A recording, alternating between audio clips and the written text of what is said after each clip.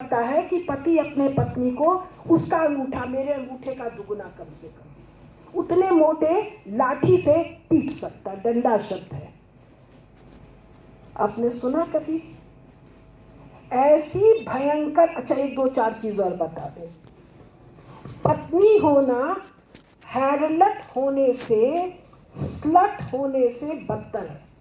अब ये वेश्या, नगर वधू, ये सब बहुत शालीन और श्रेष्ठ उपाधियां हैं। प्रोस्टिट्यूट ये श्रेष्ठ है। हैरलट और स्लट को जब आप ढूंढेंगे तो पत्नी होना, वेश्या होना नहीं, वेश्या से भी बहुत घृणित कोई चीज उससे बदतर है। और वहां जिस मोनोगैमी मतलब एक पुरुष एक स्त्री से विवाह कर सकता है, एक स्त्री एक पुरुष से विवाह कर सकती है। मोनोगैमी, पॉलीगैमी एक पुरुष कई स्त्रियों से विवाह कर सकता है, एक स्त्री कई पुरुष से विवाह। पॉली और मोनो, मोनो एक, पॉली में नहीं। मोनोगैमी बेसिकली क्रिश्चियन थॉट है। कैसे? ये जो सेक्सुअल एक्ट है, ये जो स्त्री पुरुष मिथुन है, ये शैतानी क्रिया है। इस शैतानी क्रिया ये दुर्घस है, दुर्निवार है, इसके वश से कोई बच नहीं सकता वगैरह वगैरह। इसलिए एक पुरुष और एक स्त्री मिलकर ये पाप कर्म करें, एक पुरुष कई स्त्रियों से पाप कर्म ना करे। ठीक? तो मोनोगैमी, इसी से निकला marriage is a licence for prostitution. और धड़ाधड़ हिंदी में अनुवाद कर दिया, marriage is a licence for prostitution. माने अनपढ़पन और मूर्खता की चरम सीमा में वो जड़ से कटे हुए लोग तो हैं ही हैं।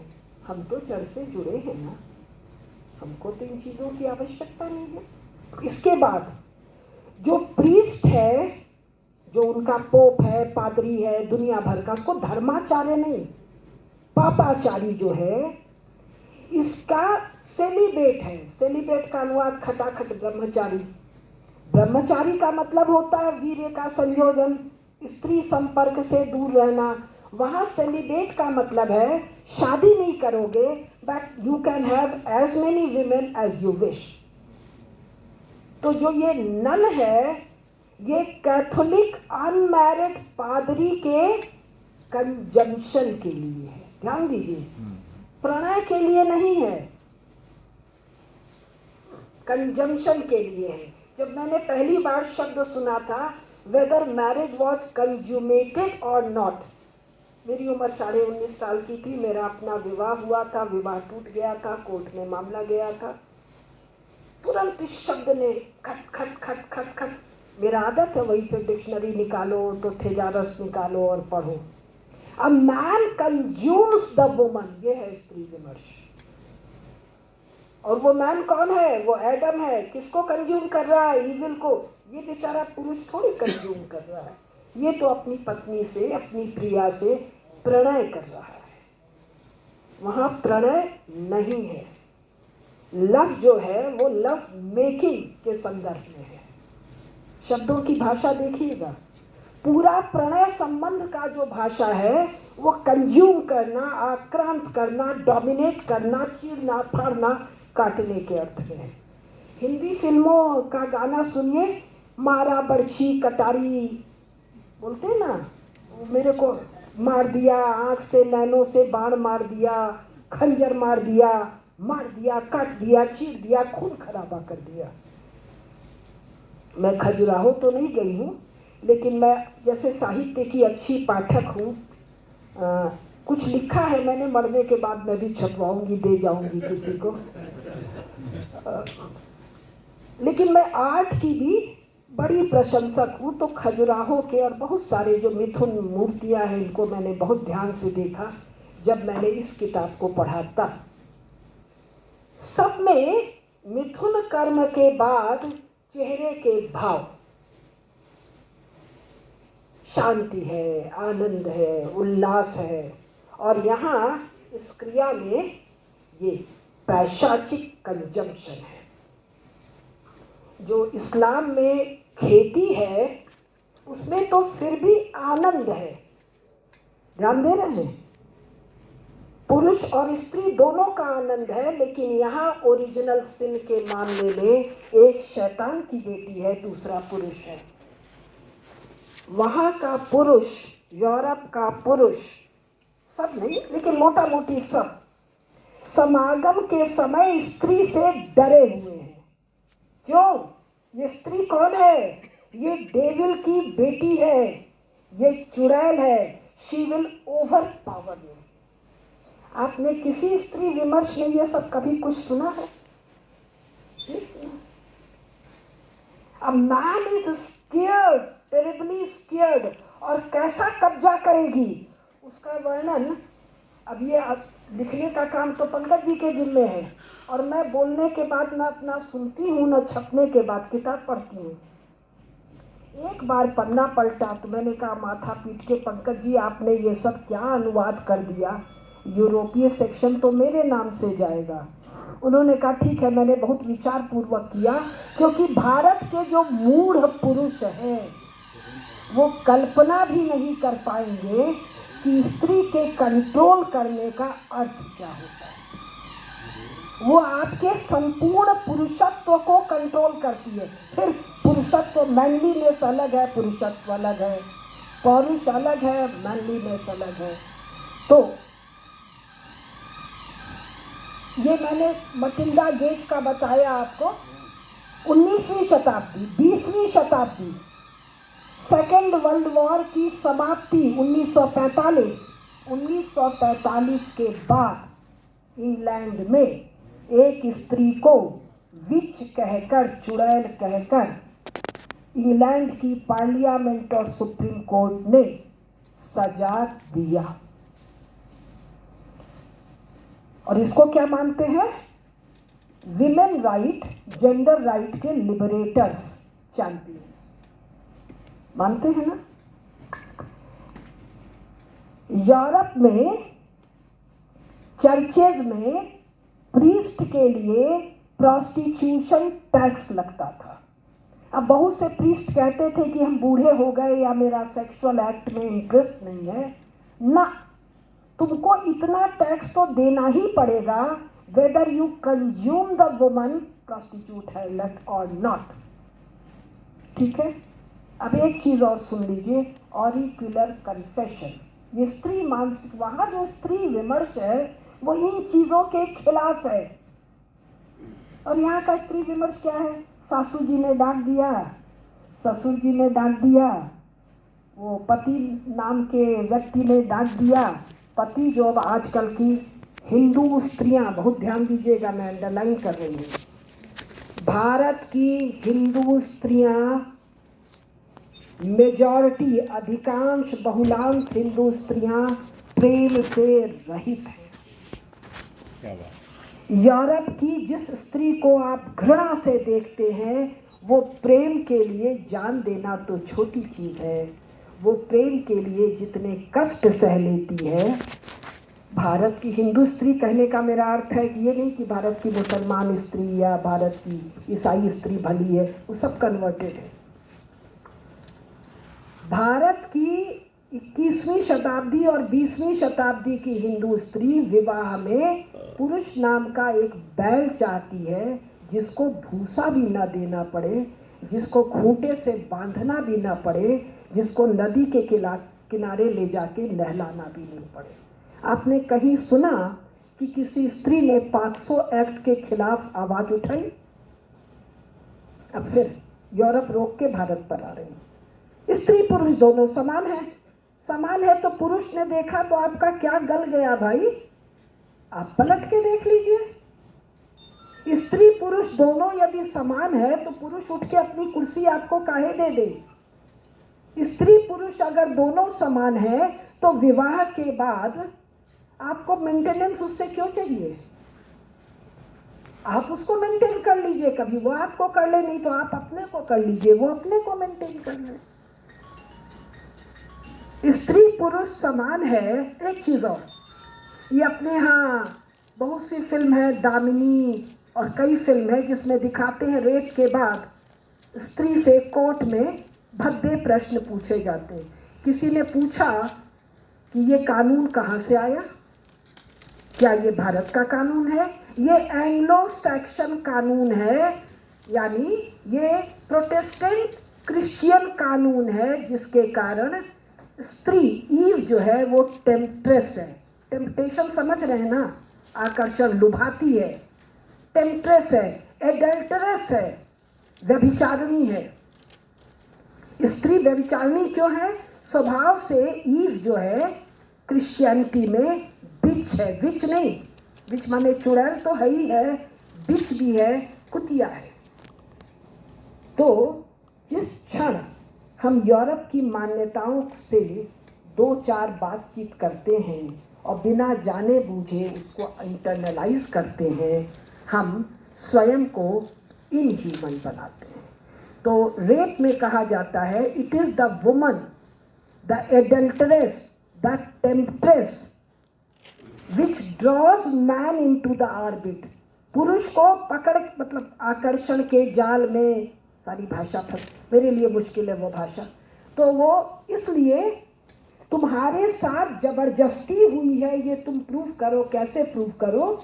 The man was violent, you were protecting. तो खरोच कहाँ है, चोट कहाँ है, वगैरह वगैरह वगैरह। तो ये थॉट क्या है? ख्रीस्त थॉट है। हमारे पार्लियामेंट में कभी बहस सुना आपने? हमारी विधायिका में कभी बहस सुना? हमारे जुडिशरी में कभी बहस सुना? ध्यान आ रहा है? मैंने कुछ कुछ चीज़ों को डाला। अब यूरोप की स्त्री ख्रीस्तपंथ से बाहर आई कैसे? पहली लड़ाई और दूसरी लड़ाई 1914 से 1919, फिर 1935 से 1945 दो लड़ाइयाँ हुई। इन दो लड़ाइयों में यूरोप का एडल्ट मेल मार दिया गया, काट दिया गया, घायल हो गया, बेकार हो गया। एडल्ट मेल कह रही हूँ, युवा नहीं कह रही हूँ। युवा तो 35, 40, 50, 55, 60। तो वार को, युद्ध को संचालित करने के लिए स्त्री को पहली बार घर छोड़कर बाहर आना पड़ा। ये किसी आंदोलन के द्वारा नहीं हुआ, थॉट के द्वारा नहीं हुआ, कंपल्शन था, सर्वाइवल का कंपल्शन था, जिसके तहत स्त्री बाहर आई। और कब तक आई? 50 साल पूरा। 45 के बाद हालत और खराब थी, 60-70 साल तक। और 56-60 में पिल आ गई, वो जो गर्भ निरोधक गोली। तो पहली बार यूरोप की स्त्री को अपने शरीर पर, अपनी सेक्सुअलिटी पर कंट्रोल हुआ और ईसाइयत के खिलाफ विद्रोह हुआ। ईसाइयत ने जो कुछ उस स्त्री को पहनाया था, चेस्टिटी बेल्ट, सुना है कभी आप लोगों ने? नहीं सुना, पक्का नहीं सुना होगा, सब गूगल में ढूंढ लीजिएगा। चेस्टिटी बेल्ट मतलब यूरोप की ईसाई स्त्री को उसका ईसाई पुरुष या पति या प्रेमी एक लोहे का अंडरगारमेंट, क्या कहेंगे उसको, जो भी छोटा अंडरगारमेंट, चड्डी, लोहे का एक चड्डी उसको पहनाता है। उसमें ताला है, ताला बंद करके चाबी फेंक देता है। अब वो स्त्री सालों सालों उस चड्डी में है, उसका मल मूत्र और वो जो मासिक स्राव है सब वहीं पर है। 21वीं 20वीं शताब्दी में जब भयंकर बहस चला तो यूरोपियन लोगों ने कहा कि नहीं साहब, चेस्टिटी बेल्ट तो कपोल कल्पना है। तो जो बहुत सारे आर्कियोलॉजिकल एक्सकवेशंस हुए, चर्च के कंपाउंड में जो नन का कब्रिस्तान था, नन चेस्टिटी बेल्ट में मिली। ये कभी किसी अफ्रीकन स्त्री, किसी भारतीय स्त्री, किसी इंडोनेशियाई, कंबोडियाई, वियतनामी, जापानी, चीनी स्त्री के बारे में सुना है?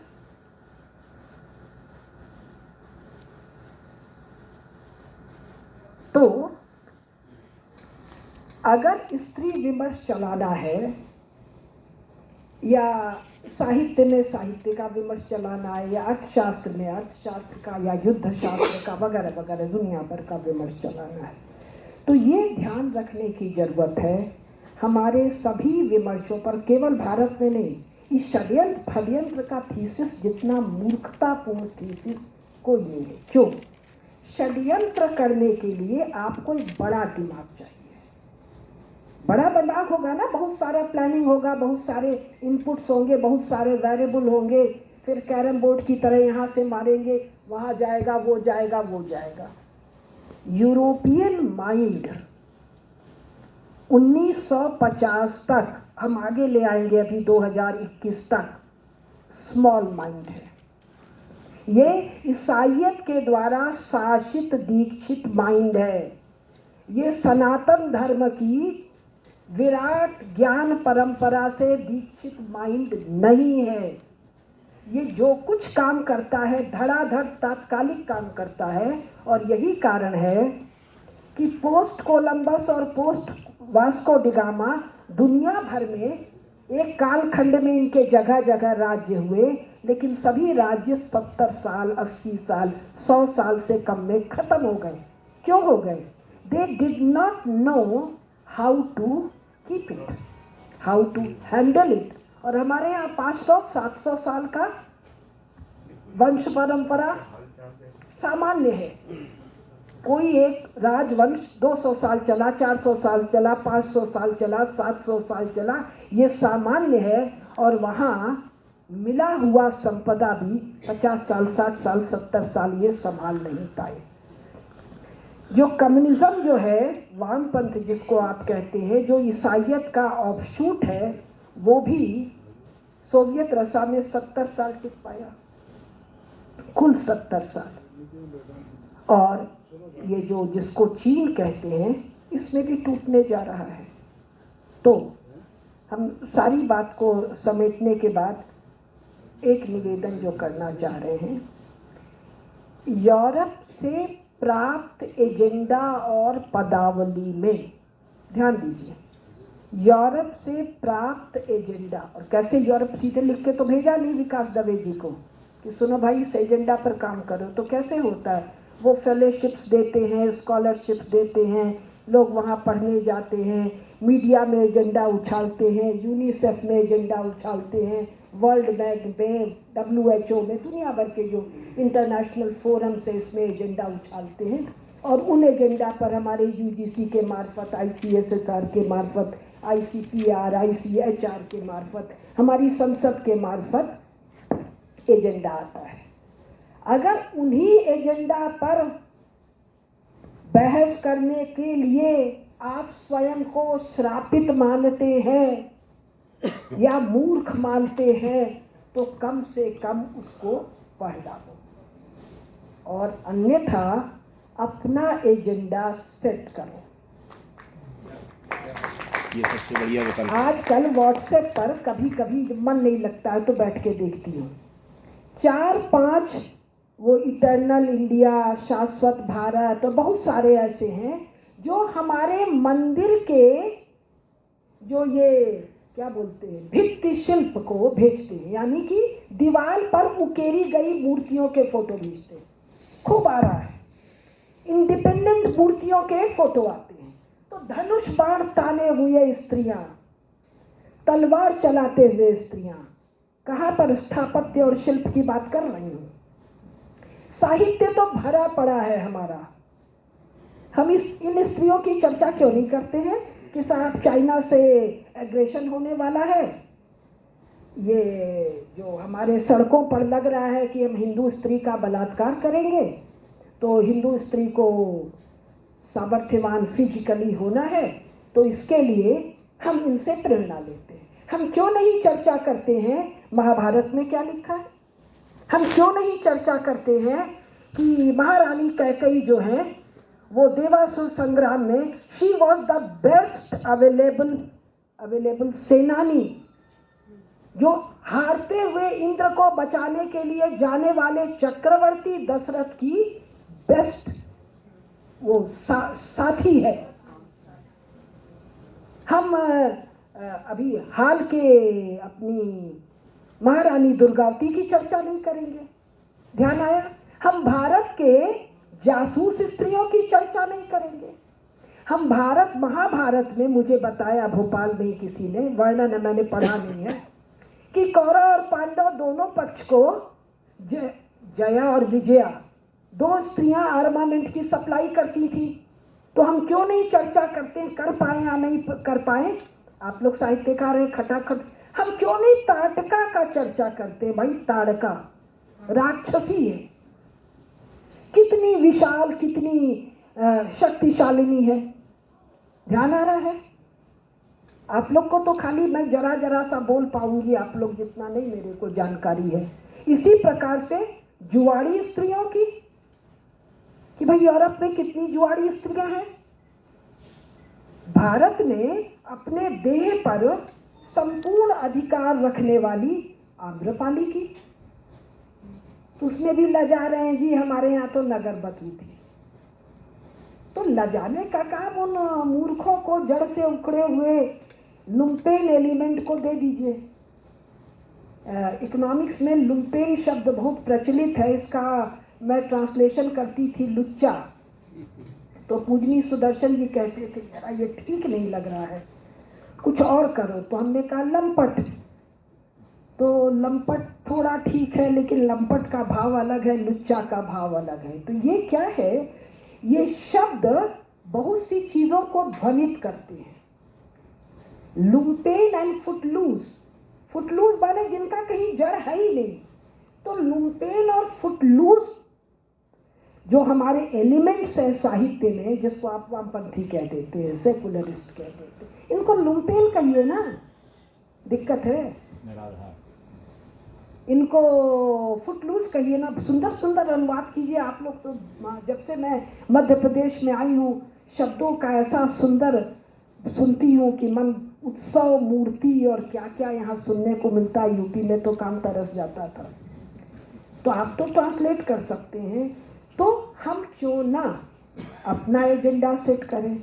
और अब तो हमारे पास वो नरेंद्र है ना, हमारे पास एक नरेंद्र जो पुतिन का भी पीठ ठोकता है, ट्रंप का भी, बराक ओबामा का भी, शी जिनपिंग को ऐसे देखता है। आप और हम में क्या कमी है? क्या कमी है भाई? वो अभी कुल 7वां साल चल रहा है, मई में 7 साल पूरा होगा। 7 साल में पहले साल में इन सबको निपटाया, और ये बाद वाला 2 साल में 370 निपटाया, सीएए निपटाया, 3 तलाक निपटाया, राम मंदिर निपटाया, कोविड निपटाया, चीन निपटाया। हम साला 4 एजेंडा नहीं सेट कर सकते।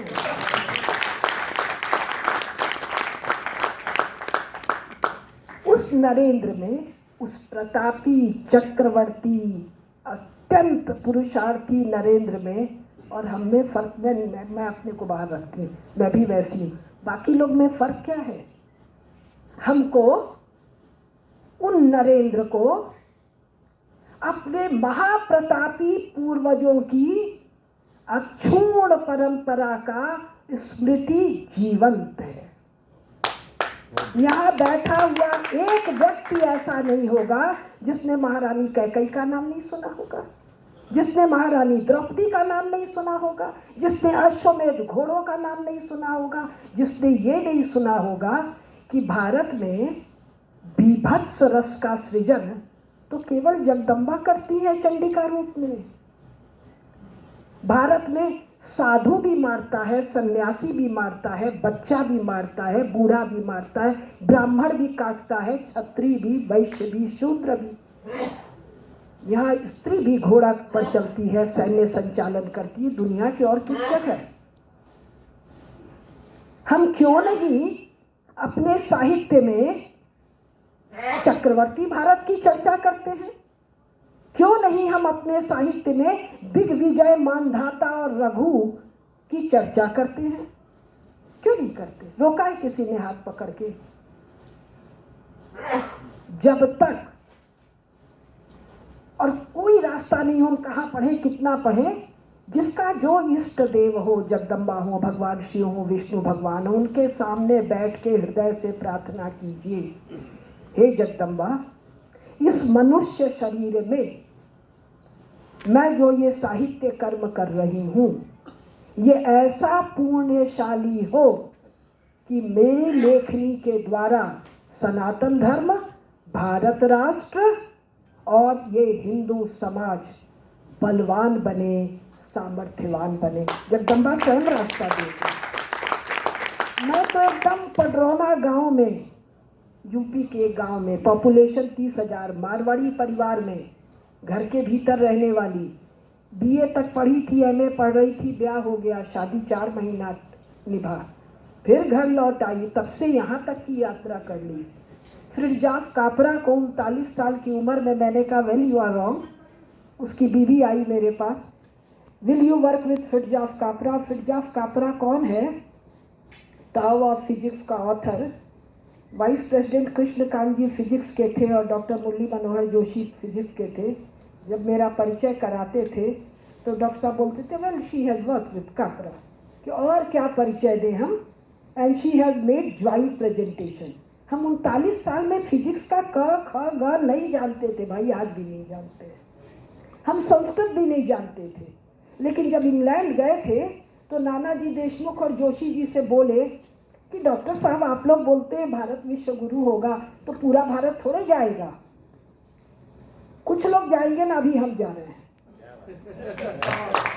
अरे होगा नहीं होगा, क्या होगा, जगदम्बा किसके मार्फत क्या कराएंगी। हम हिमालय जाने का सोचे तो ऋषिकेश तक तो पहुंचेंगे ना। तो ये जो महाराज विक्रमादित्य की 21वीं शताब्दी है, इसमें भारत अपने चक्रवर्तित्व को प्राप्त करने वाला है, नोट कर लीजिए। और मैं 67वां साल उम्र है, नरेंद्र संवत में मरूंगी। 22 साल में अभी 7 साल गया है, 15 साल हमारा ये प्रतापी नरेंद्र सिंह के आसन पर है। सिंह का आसन केवल भारत में है और हम इस चक्रवर्ती भारत के नागरिक साहित्यकार के रूप में नहीं जाने जाना चाहते हैं।